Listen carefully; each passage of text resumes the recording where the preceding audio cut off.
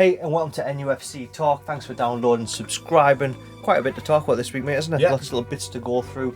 Before we dive into the show, let's do all the social medias first. Yeah. Jan, let you go first, mate. YouTube, we're on there. You got to click the subscribe button if possible, and a little bell so you get a notification so you never miss a video. TikTok, yeah. Twitter, yeah. Twitter, Instagram. Instagram. If you go and search NUFC Talk Pod, you'll find us. But yeah, like Yana said, on YouTube. Please make sure you're subscribing. If you just started the video now, press subscribe. Yeah. The little bell, and leave a comment. Let us know your thoughts on the show. And if you've got us on Spotify or Google Podcast or all the others, Apple now, yeah. Apple, please make sure that you leave us a 5-star review, because we actually had a record-breaking week in terms of podcast downloads. So every single person who has downloaded, thank you very much, and we really appreciate it. And thanks for helping us grow the channel. That's it. Jan, how about we start off talking about the shirts? It's nice that. The shirts? Yeah. So this one, if anyone hasn't seen it yet, Where have you been? Or in person, Where have you been? Where have you been? But yeah, this is the third kit with the is it the royal green, or as anyone who's not a Newcastle fan's calling it the Saudi green. Saudi green, yeah. But the reason, like, our owners and the designers know what they're doing to win the fans over. Yeah. Like, so below the background of the shirt, it have to be hard to see on this, it's actually got the map of the city. So just past here, you got St James's Park, which is out. You got the town across the bottom, and you got loads of lines, which is obviously the layout and the map of the city. Straight out the A to Z. Yeah. What a touch, though. What that is good. Yeah, I like it. Class touch. I actually think it's a really nice strip. I think we were just discussing before pressing record, the embroidered badge. Like, it's simple, but it's actually properly embroidered. We're actually back to having an embroidered badge for once. Yeah, it's nice. Hasn't been stuck on with Pritt stick. Yeah. If anyone's on the podcast, that wasn't the best podcasting, but you go on YouTube, went and showed the camera the new embroidered badge. But yeah, I actually really like that. I was a bit like, on Newcastle, just like, are they just kind of asking for flack when it was first leaked? Remember when we spoke and it was first leaked? But what does it matter? Like, it's about increasing revenue. They're owned by Saudi PIF. yeah, the colour of the strip is like of much of a muchness. It's nothing. But if it's going to improve sales across the Middle East and across that region, then it's only going to improve revenue for the club. So when I went to the club shop, I think it was last Thursday. Mm-hmm. Anyway, one day last week. When I was in there, I never saw it. I was the only person I bought the black and white shirt, which we'll get out in a second. I was the only person I saw buying a black and white shirt. There was like 6 other people in there, all buying this shirt. Do you think that's people showing like a bit of solidarity to the just a massive fuck you? Yeah, I kind of feel it's a bit like that. Else. Although that being said, I actually think it's a really nice top. It is. I think it's really, really nice. Nice shirt. And I know I've gone on about, but that design underneath, that's going to be one of the little things which. Yeah, I'll make it a standout kit for seasons to come. You'll throw back and be like, oh, remember that kit there? I had the background on, yeah. Side note, I'm wearing a Hamwell Town top. So do you know what these are? They're the London Geordies, aren't they? So they were a bunch of, like, I think it was like 1900s. They're called Hamwell Town FC, and they're a bunch of Geordies who went down to work in the pits, and they created a football club, a football team, and then they obviously went on to be a club, and they play like really low down in the leagues. But they nicknamed the Geordies. And through social media, I think one guy did like a bunch of runs or something for a charity or something, mm-hmm. And they got a bit of exposure. Was that on Twitter? I got exposure like 2 years ago or something on like on ITV, like the news. I think they did a bit of a piece on it. That's where I saw it, and then they started selling some like Newcastle Brown Ale style stuff, but with Hamwell Town on, and they've kind of gone nice viral. Kid. So they've had a bunch of Newcastle fans every game. There'll be a bunch of Newcastle fans will go down when they're in London. They'll go into the club and they'll like spend money in the local bar and that. So they've had a lot of revenue increased because they're linked to Newcastle. That's class. So this is their who they're sponsored by? St Andrews. Don't even know who they are, but there you go. If that's like a local business, I bet they're absolutely buzzing. Like Newcastle fans are getting it. And then the new home strip. I know obviously you would have seen it online, but actually seeing it in person makes a whole lot of difference. And again, just the embroidered badges. It's so simple, such a isn't big it? thing, But yeah. it's so simple, but the embroidered badge makes such a difference, doesn't it? It just shows you how easily pleased we are as Newcastle fans, and how we've been treated for years. Well, I can't think of many Puma tops that I liked. Nah. I like a lot of the Puma tops. I like because of I like that top because of So the Northern Rock one. yeah. There's not for people that come on the pod. The Northern Rock one, yeah, because this reminds me of half decent season beating Sunderland. Pretty much. I'm sure that's the 5-1, isn't it? With the chicken dance. Yeah. Kevin Nolan's hat trick. So, and there's a couple of others. Obviously, this season we've got a 5th. I like that strip. Just again, it's because of what they were.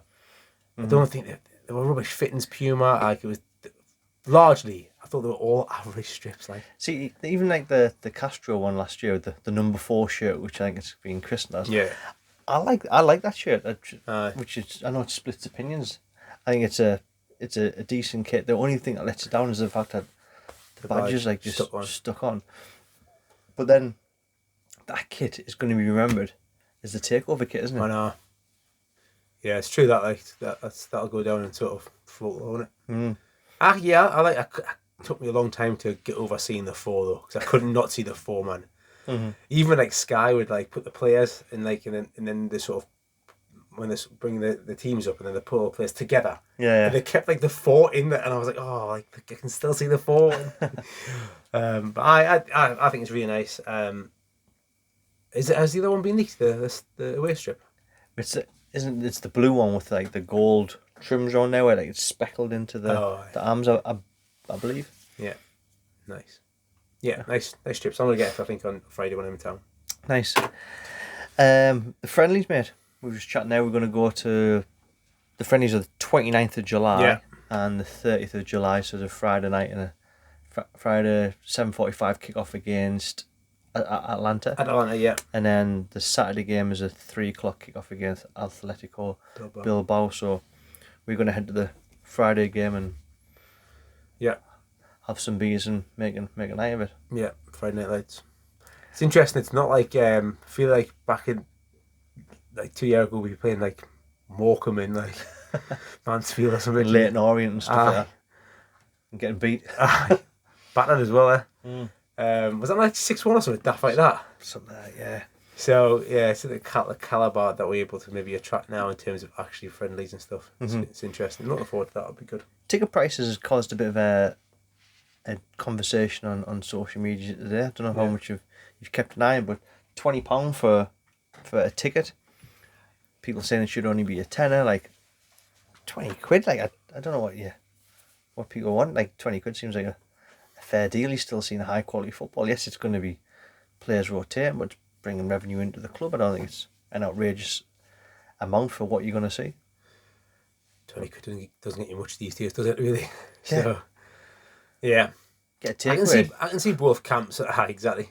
I see both camps. I can see people thinking, well, if it's a friendly, we're the richest club in the world, do we need to be getting people to pay when they've just had to pay X amount for season tickets and memberships and all that? So I can see that camp, but I'm also in this. I can see the school of thought of 20 quid is. It's a round now, isn't it? It's a round for you and your pals again for. It's not even getting you around. Yeah, that's it. Yeah, especially in town, you get 4 beers and potentially not even having enough. So yeah, I can see both sides. Yeah, it's 20 quid. It's not breaking the bank, is it? But yeah, there was a few people mentioning about that. But let's get into the main thing we wanted to talk about this week, mate, is the wing options, because that seems what Newcastle linked it. They've got Botman, which is obviously the Eddie Howe's main defensive target, which since January. Keepers sewed up. Ekatike looks like that deal's off the table now. There's no other strikers kind of being strongly mentioned worthwhile for us to chat about.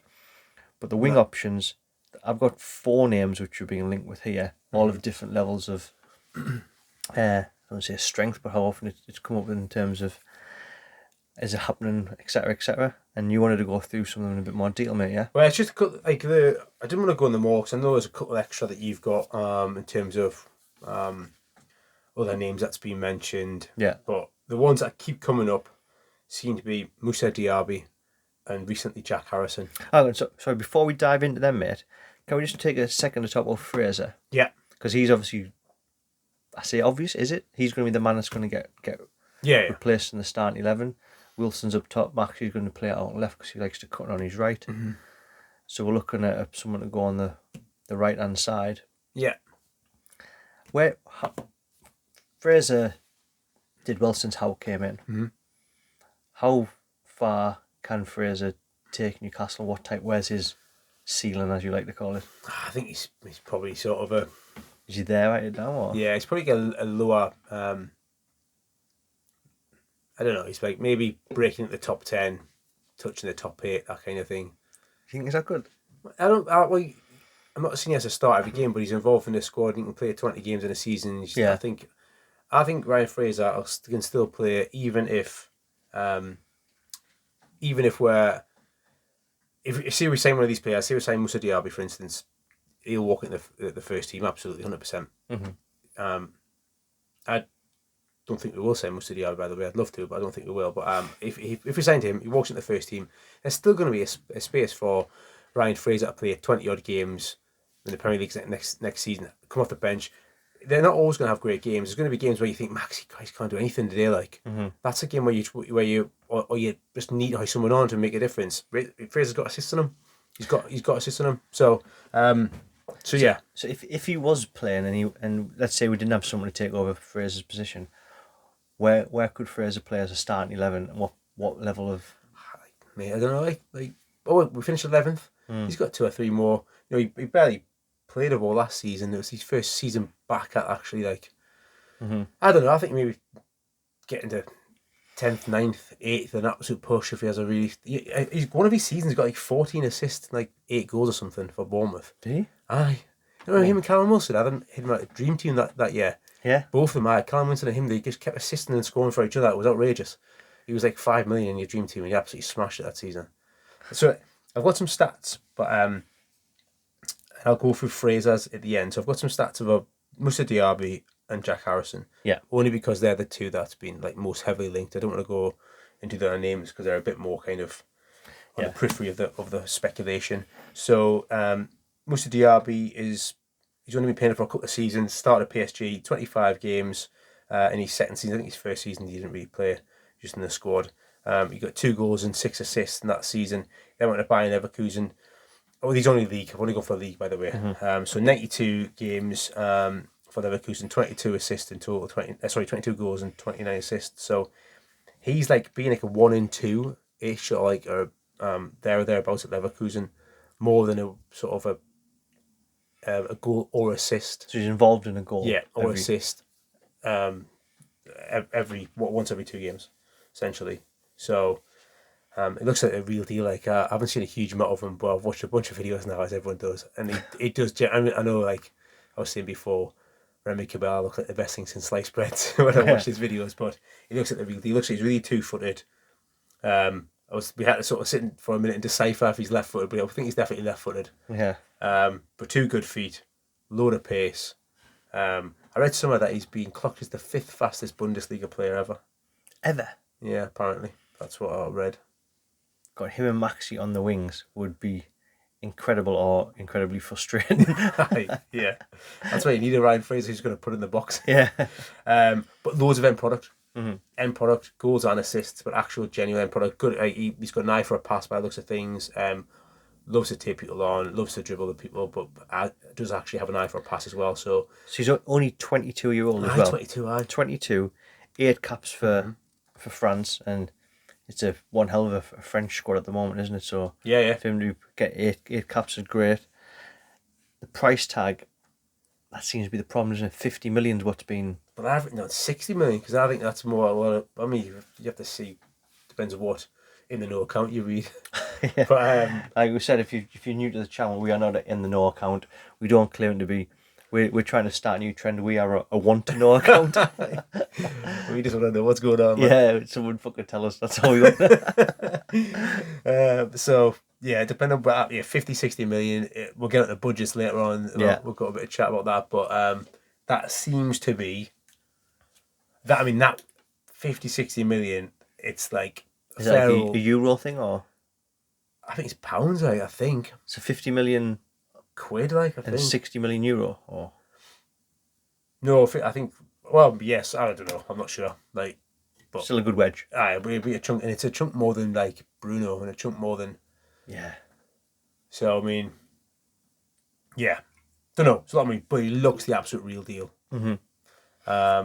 So that's him. Jack Harrison is obviously the other player I mentioned, a clear step down in like quality, absolutely 100% step down in quality, but still somebody who's like solid numbers. The championship, 90 games in the championship over a couple of seasons. 90 games in the championship, that one season he played. So 90 games, 10 goals, 9 assists, and then 71 games in the Premier League, 16 goals, 9 assists. In actual fact, his productivity has gone up, probably because he wasn't playing like 3 games in a week for like the whole season that he was in the championship. It's interesting, like, so he's played like 40 or 40 something more league games, or 30 odd more league games than Moussa Diaby, like. And they're actually over the same time period. He's 25-year-old. Because he started, he was like he born in Stoke. I think he was like not Stoke. He went to he started his youth was in Man United, Liverpool, ended up in America at some point. Yeah, He's from Stoke, then was Leeds. Then City bought him. City bought him, and he was at City for I think a season or 2 seasons without actually playing. And I think Leeds may have loaned him in the Championship and then bought him when they came to the Premier League or when they're still in the Championship. But I think he only made a couple of appearances or something for Man City. So he's basically 161 appearances in total over his Championship and Premier League. I've only took that into consideration. Yeah. And he's like a 1 in 4 in the Championship, but like a 1 in 3 in terms of goals or assists or goal involvements, which is a pretty good return, really. To be involved in a goal or an assist in like a once every 3 games, pretty good that. And then Ryan Fraser, he's got 165 Premier League appearances in total, 18 goals, 35 assists. So Fraser's numbers are way better than what you expect him to be, don't you? But you have to remember, he spent 2 seasons in a Steve Bruce. If you took that out of it, his numbers would be way better, like. Because he didn't have a goal in a Bruce, did he, at Newcastle? Yeah, God, Bruce almost wrecked some careers, or yeah, man. There's probably some careers we wrecked we don't even know about. Jeff Hendrick's probably going to be an absolute baller next season. So I would say Fraser, you have to take that into consideration, that he did play two seasons under Bruce. But when he had the free-flowing attacking football, I should have wrote down the actual. I'm sure it was eight goals and 4. It was definitely 14 assists he got in the one season in the Premier League when Bournemouth season when Bournemouth sort of flew. Yeah. When Callum Wilson played, I think like 36 out of 38 games or something like that, and a couple of sub appearances, basically played one full season. That's when Fraser scored up. Right. Yeah. So Harrison comes with a price tag of 30 million, which a lot of people are saying Leeds have just stuck that up on there to try and fend off Newcastle. Is he worth 30 million? 25-year-old? Well, I think sorry, let me rephrase that question. Is he that much of an improvement on Ryan Fraser to spend 30 million? I think you have to answer that 2 ways. First of all, I think he is an improvement on Ryan Fraser. I think there's like embryonic sort of Jared Bowen things about him where there's I think he could step up in class. I think he could. Okay. And I don't think he'd be out of his depth playing at a higher level. Right. I'm not saying he could be in the Champions League or anything like that, but clearly he's gone from the Championship to the Premier League, similar to what Jared Bowen did, and his numbers have gone up as he's done that. So the improvement of quality around him and stuff he's stuck to that well. I think he's an improvement. The problem is, I don't think they're slapping that 30 million on necessarily to scare Newcastle off. They're slapping that 30 million on because they're just they're going to sell their 2 best players. Callum Phillips got announced for Man City yesterday. Yeah. And Rafinha looks like he's off for Chelsea. If it's not already done, I don't know if it's done or not. It wasn't last done, but there's a queue of clubs waiting for him, and he's going to be gone as well. And so you kind of sell your linchpin centre midfielder and your only 2 attack and real outlets You're hoping Bamford comes back from his horrific injuries and Yeah. scores goals again. So I think it's what He's his going to value. have to assist himself. Yeah, get on the end of his own crosses. I think it's the value he holds within their squad now. It's probably gone up because of who else is leaving. So I don't think 30 million is outrageous money though. This day and age, and I'm not in the camp of it's not my money, should have spent it, because I don't think there's no point in inflating the marketplace any more than it already is inflated in terms of pouring more money into it. So, but if it was 25 million, I think it's a good deal, personally. Okay. So, yeah. And then the other couple of names. Yeah, so there's two other names which one's been mentioned a few times and one I've seen for the first time today. So everyone's favourite Evertonian, Anthony Gordon, 21-year-old, 49 Premiership appearances, 4 goals, represented England at under 18, 19, 20 and 21. Still 21-year-old. Thoughts, Jan? Oh, he's dislikable, isn't he? I know, he's easy to dislike. Do you think he's kind of player? Sorry, Glenn. Do you think he's the kind of player that you'd like in your side, though? So I was going to say this. I was trying to think of it from an Everton fan. I know he's a Scouser. He's a local lad, so that's one reason you always have a soft spot for a local lad. But that type of player, do you remember like a Joey Barton? Aye, I love Joey Barton. Everyone loves Joey Barton if he's in your team, but if you played against it, you're going to think like, I hate him when he's at Man City. I remember going to City and Manchester Stadium and giving him absolute dog's abuse there, like, and we drew 1-1. but And absolutely, the next he was saying, I was like, yes, love Joey Barton. But I think he's almost that type of character because he can get the crowd going. He's got a bit of flair about him. The rolling about on the floor drives me absolutely fucking insane. Yeah. But it would be very hard to be initially excited for that signing because of how a lot of Newcastle fans feel about it. Personally, I can't see it happening. No, I can't see. That's more of a rumour, I think. That's just been thought about a bit. Yeah, so we can skirt past that one as if you're happy with that one, mate. But Yeah. I can't see it happening, but it has been. Would you take him, though? Would I? See the budget, 25 million. Would you take him over Jack Harrison? Younger, potentially got more in him in terms of weight and go career-wise. I think I would take more of Jack Harrison. Would you? Yeah. Interesting. Who would you take if you had to I'd choose? probably take Jack Harrison, like. Right, okay. Yeah. There you go. First one in the comments, please. Jack Harrison or Gordon, who would you be taking? One on a night out to get you filled in. Yeah, one's definitely going to get you filled in. Hudson-Odoi, Chelsea. Yeah. 3 England caps, 72 Premier League goals. Sorry, 72 Premier League appearances, 4 goals. He was linked on one of the big football websites today. Yeah. Thoughts? I think Hudson-Odoi is good, but just good. I've never bought into him being that impressive. I think he's better than Harrison and Gordon. Do you think? Mm-hmm. I think he's just all right, mate. Like, yeah, I just think he's all right. So between them 3, you can have one. Who would you pick?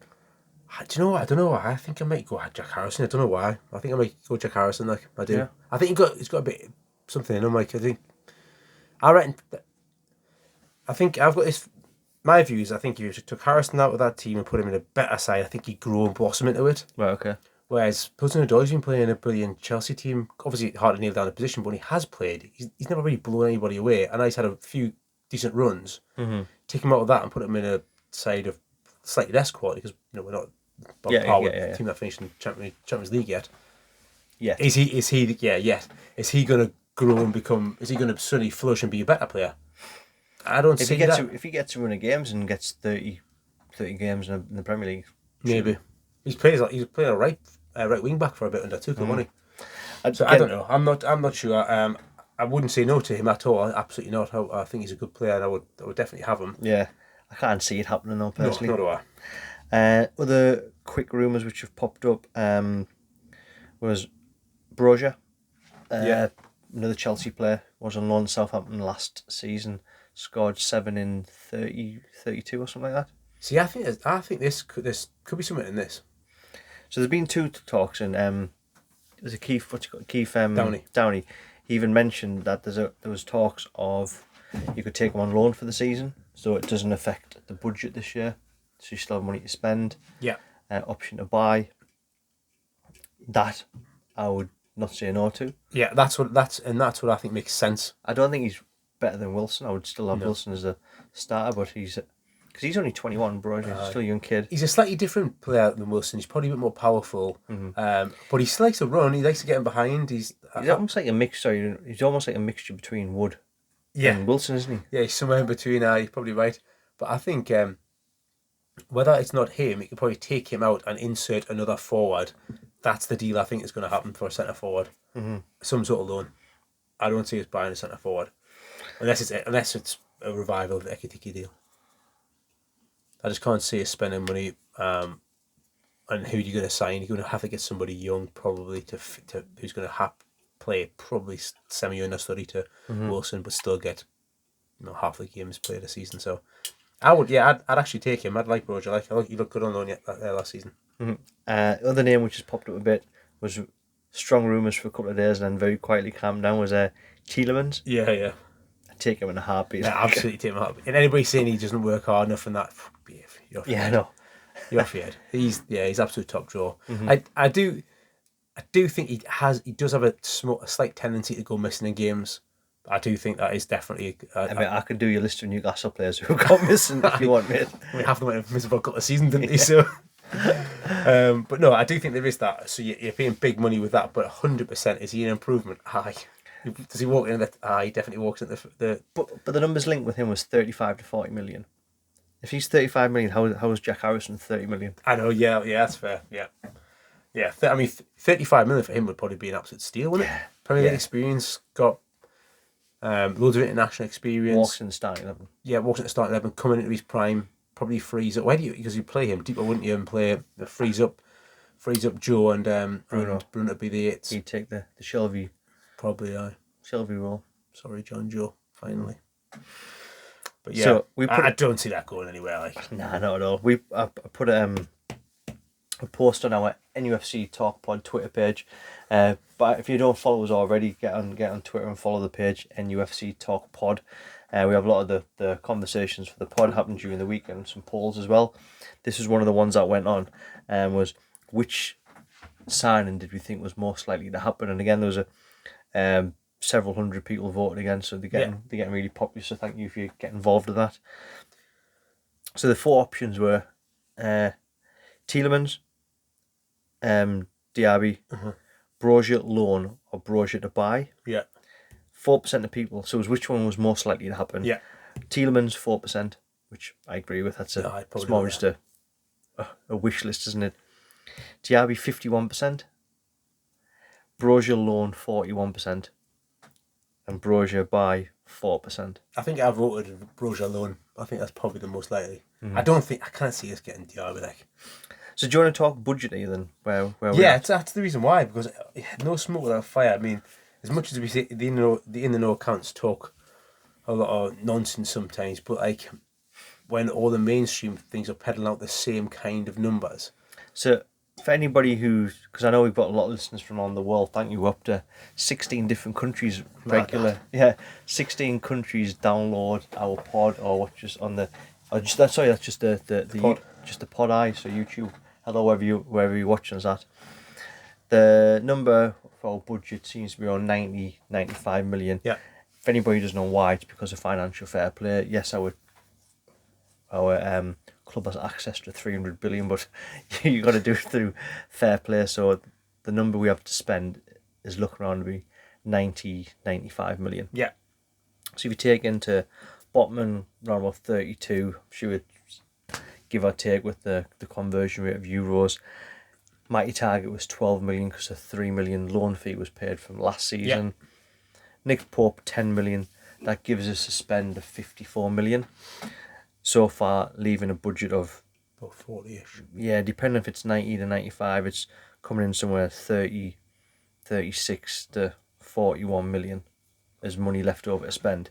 If that's the case, Diaby would be ruled out unless there was you paid in packages like installments, which a lot of I have no idea because I don't I'm not privy to any financial deals within football, but I would imagine a huge amount of deals are structured that way. Yes, I definitely. would say very few are like. Because that's how Barcelona's getting around at the moment.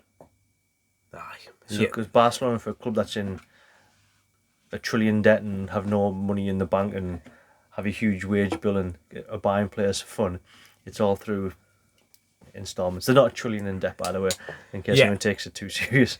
Yeah, La Liga will complain about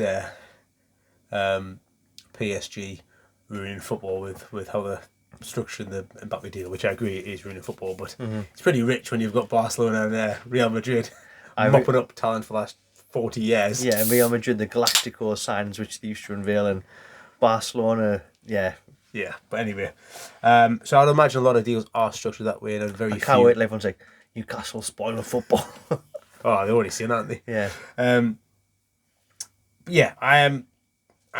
If it's about 95 million, leaving 40 left, it could be structured in a way in which to pay over the next couple of years. But then we're eating into it's your sort of false economy. You're robbing Peter to pay Paul, aren't you? So I don't think the money might be the problem, and if they structure it as installments, because next year you think this name Fun 88, that's not going to be there next year. Yeah. This is the last year we're going to have this on. There's going to be another name on there, and I guarantee they're going to be paying more than 8.5 million. Yeah. Absolutely. So it's just, are they willing to let them go? I think that's going to be the biggest stumbling block. It doesn't seem like that they're desperate to sell. Yeah. They don't need to sell, I don't think, but also. Does he want to come? I haven't read anything about him as a person. All I've read so far is they don't want to sell him. All I read about Sven Botman is how much he hated Newcastle and can't stand Brownie and thinks she was a knobhead, but he still came, didn't he? And his favourite food is pizza. He's like, I'm not going there. And I took me well to get the pizza league, but Milan. Milan, I got that in the end. Yeah. Sorry, you get my quote. So I don't know. I've seen it. He's always on my Twitter feed now because Botman. like. I know Diaby, because obviously whenever he does anything, a bunch of Toon fans are like liking his posts and that, like commenting his posts. I always see his stuff, but I don't know. I think it's down to whether Newcastle want to pay the budget. I think that's what it comes down to. I don't think it's down to whether they want to sell or not. Mm-hmm. He's not going to have any. I mean, he's come from PSG. He's gone to an average German side. Yeah. He won't want to stay in that league. Nah, unless it's a buy-in. You're buying, aye. And he won't want it in a not winning the Champions League, so providing more medals. Probably not paying him a huge amount of money in comparison to what he get in the Premier League. So he'll have no huge desire, a 22-year-old with no affiliation to the German side, to stay there, I would imagine. As brutal as that sounds, that is how football works. When people are like, oh my God, where's your loyalty? Well, there isn't any. Yeah. I'm French. There's teams in Germany. They're not paying me very much money in comparison to other people. We're not winning anything. And aye, that's it. And the league's shite, so that's it. Fair, making convincing us. So I don't think it's not him going to be holding up any end of the deal. And I think the Botman and Bruno now make these deals definitely doable. And Trippier, yeah, 100%, yeah, and Trippier, and Chris Wood. Now we're definitely. Sorry, you're about finance. I was about like names coming. No, I was thinking about the big names of people that make this kind of deal accessible. Like when you're saying Trippier, when you're saying who's just won the La Liga, being Team of the Year, when you're saying, and then two genuine hot commodities in terms of young players across Europe, that makes these like Diaby deal definitely more doable. So I don't think it's an issue in that. I think it's whether Newcastle want to spend the money to do it. So. And I think, although they're spending decent cash, I think it's a season or two too soon to be breaking the bank, I think. Or at least, it's at least 2 windows too soon. So, if you could get Diaby on instalments, Brozier on loan, get them both done, would you be happy with that? Mate, I'd be saying 10 out of 10 transfer window. Beyond my wildest dreams. Especially with Pope, international, Botman, future international, Matty Target. Solid as a rock, man. Solid as a rock, but not a future international. There's fullbacks. There's a big queue there. Well, I don't know. It's 2 extra players to go on the plane to Qatar now because they've extended the squad by 2 players, haven't they? Are they? And we know old Southgate loves a he loves fullback. a fucking fullback. doesn't he? I'll take 5 right backs, 3 left backs, then I'll make a list of wing backs.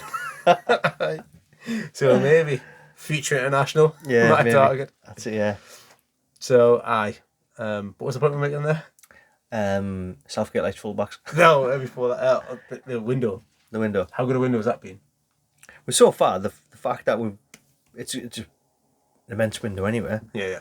But if we could bring in 2 more players, that's what I'd love to see.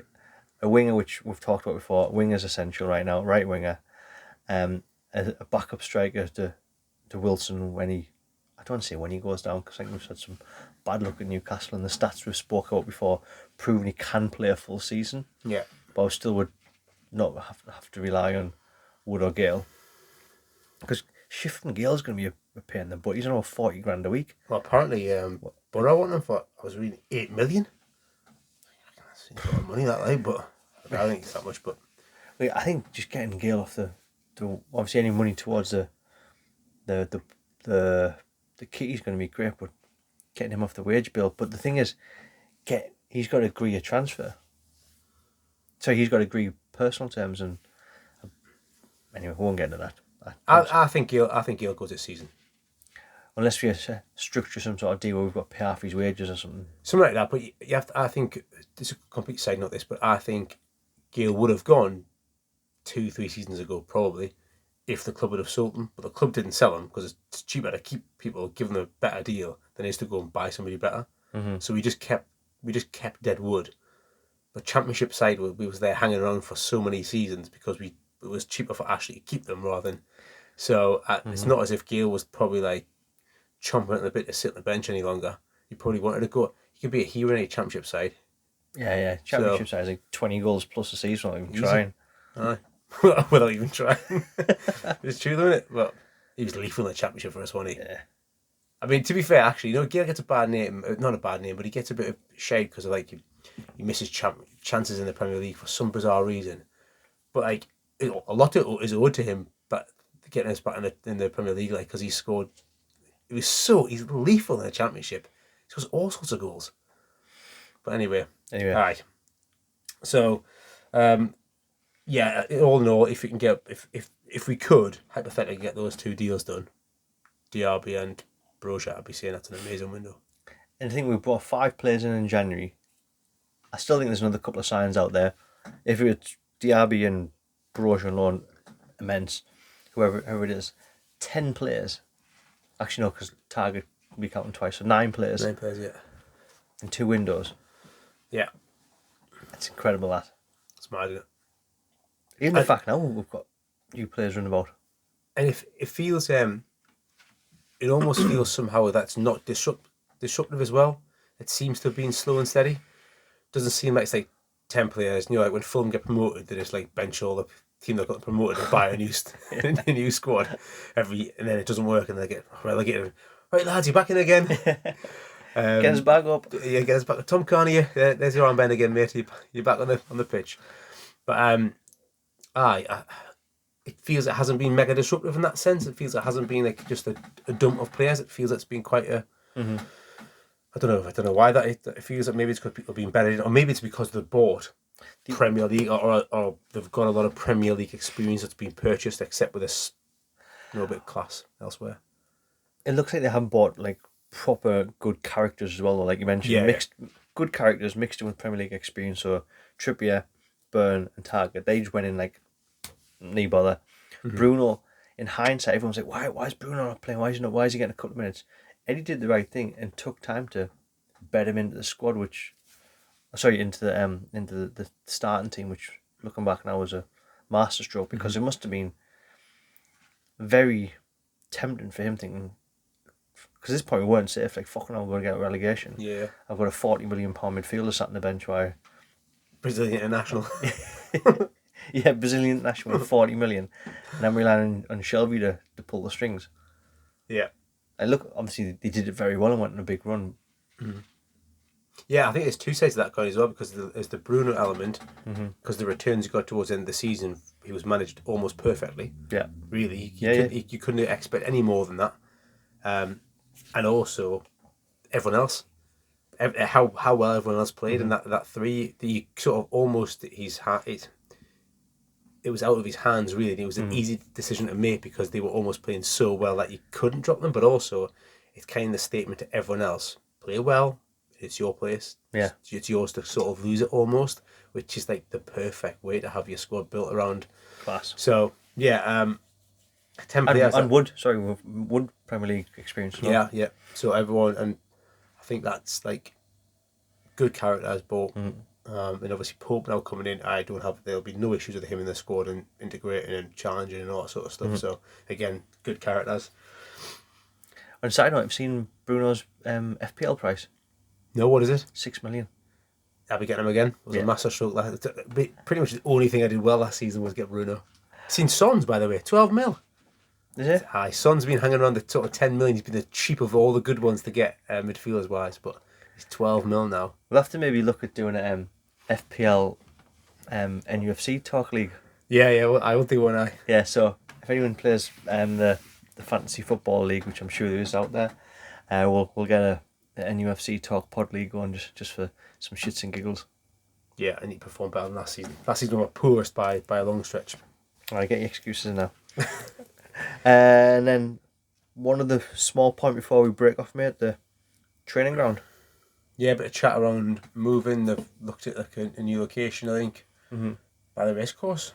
Yeah, so from what we read, there was one of the was it one of the Sky reporters? He's got a blue tick, so he's must be legit. Yeah, saying that there's some permission. Oh, sorry, there's some requests gone in for looking at moving it to the race course. Yeah, I think they've got like a Newcastle-based architect company or like architect. I think you just say, don't you see architect company? Architect company. That's how they're going to make architects. They churn them out. So yeah, they've got they're looking at it and putting together plans and stuff. So exciting, huh?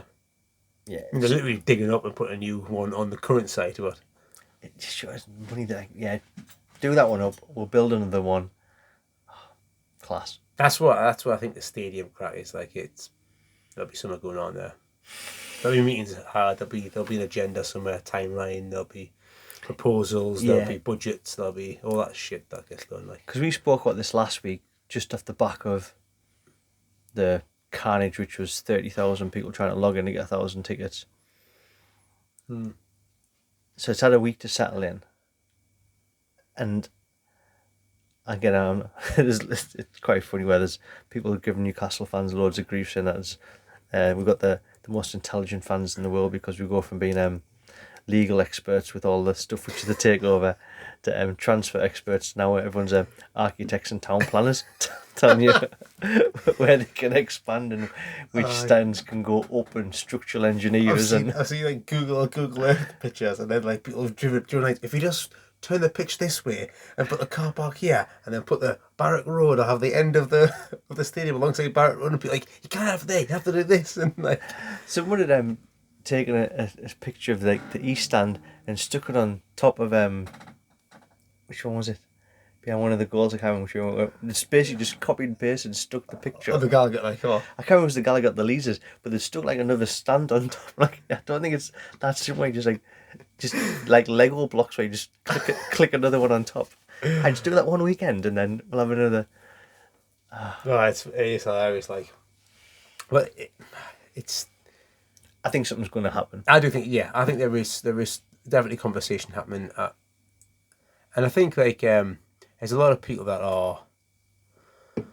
So there's a lot of people that are anti any move or anti any sort of redevelopment on the site because of a traditional idea, which I get. There are a lot of people that are anti it because it seems to be some on Twitter that are just anti the anti-growth change. It's not really change. It's more because it's as if I had a season ticket when it was shit, so no one else deserves one now. It's good.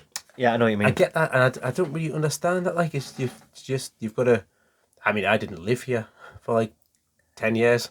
So, Yeah, go on. I've got a point as well. Go on. so I had a season ticket when I was a kid, when I was giving Joey Barton the fingers, Yeah. when I was going away, when I was like, and then I moved and lived abroad and lived in Scotland and only came back a year ago. So I won a season ticket. So if it was more of them, I would have more chance of getting one. But so I don't understand this kind of rhetoric that if you haven't been living on Barrack Road, you're not a true fan. You don't deserve it. I don't understand it. So this whole, I agree with you, by the way, because different people for various reasons haven't had season tickets where it's like you lived abroad, it's going to be pretty difficult to pop back every Saturday or on Tuesday nights and get back for a rainy day in Stoke. Yeah, it's people's work commitments. Yeah. So for work for me for a while, it was just pointless getting a season ticket because I would never. Yeah, you worked Saturday, didn't you? Yeah, working Saturdays wouldn't have been able to go. People sometimes maybe should not been able to afford one. Like Dan from the Main Event podcast, he put a post up replying to somebody, and he was like, I just financially couldn't afford it for a long time. Now I can, and I want a ticket. Yeah. Is it bad? I would like it to be more available.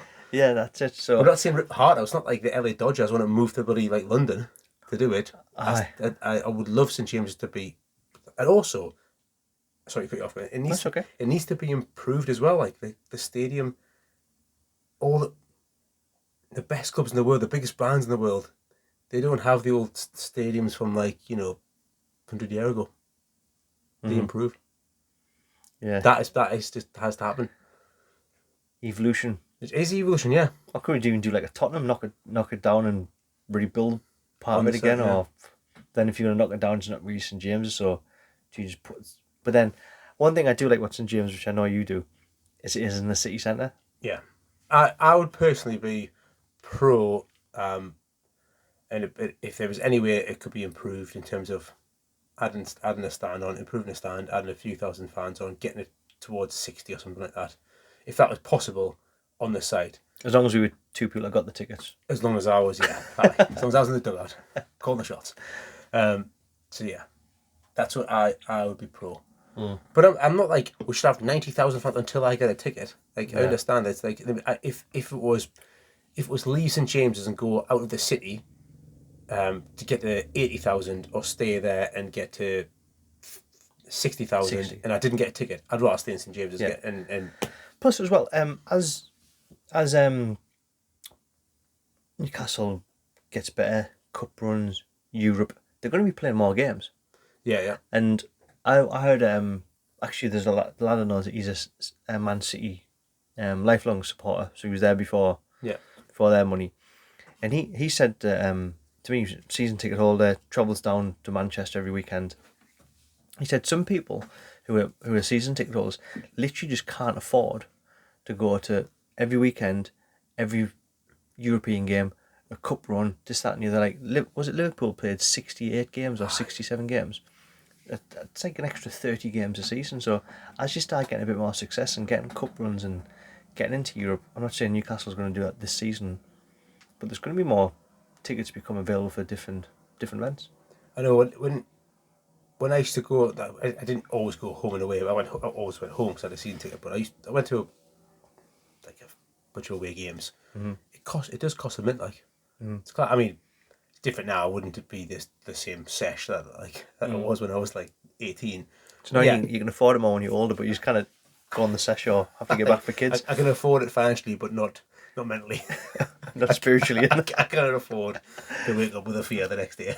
Parenting on a hangover is the worst. Oh, yeah. I forgot about them as well. Yeah, they're also there as well. Yeah, you have kid things that you haven't kicked about the house. So, if you imagine home and away, 60 odd games, man. How much money is that? 100 grand? How much money do you have, man? Yeah. So, a total side note that debate, but I've got a bit of a tangent there. But yeah, I do think there's something going on that will have to be. Yeah, they haven't invested in the PAF haven't invested in the Newcastle brand to keep all of St James's 50 2,500, whatever it is. Anyway, any town planners who are watching, let us know what we can do. Structural engineers, let us know which stadium can get which stand can get another tier put on top. Any in the know accounts, let us know which stands can get 2 tiers put on the top. Yeah. What have you heard? But yeah, Jan, anything else you want to bring up? Or are you happy? No. Okay, cool. Well, if you haven't already, please make sure you press and subscribe. If you're on the podcast, please click on Spotify, click on wherever you get them from, leave us a 5-star review. It does mean the world to us, helps us grow the channel. Get us on TikTok, get us on Twitter, get us on Instagram, search NUFC Talk Pod, and you'll see us there. Apart from that, thank you very much for downloading, and yeah, let's catch you next week. Right, take care.